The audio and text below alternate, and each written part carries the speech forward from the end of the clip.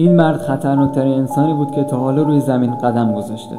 توی دهه 1930 مردی به نام هیومانگس به جرم قتل بیش از 200 نفر فقط با انگشت شستش دستگیر شد. سال 1934 از اولین زندانش فرار کرد. با این روش که خودش را از توالت پایین کشید و کیلومترها از میان فاضلاب خزید. اما 67 روز بعد وقتی داشت برای کار در همون زندانی که ازش فرار کرده بود درخواست میداد، دوباره دستگیر شد. بعد از اون به زندان فیلانگز آیلند فرستاده شد، امن‌ترین زندان دنیا، صدها کیلومتر دور از هر نشانه‌ای از تمدن. هیومانگس رو در زیرزمین زندان نگه داشتن، دور از بقیه زندانی‌ها، از ترس اینکه بهشون آسیب بزنه. اما در سال 1949 یه سونامی عظیم زندان رو در خودش بلعید و کل مجموعه رفت زیر دریا.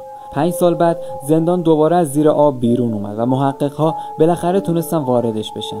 اونا اجساد همه زندانی‌ها و نگهبان‌ها رو پیدا کردن، اما وقتی رفتن پایین به زیرزمینی که هیومانگس اونجا نگهداری میشد، خیلی زود فهمیدن که اونقدر هم که فکر می‌کردن در امان نیستن.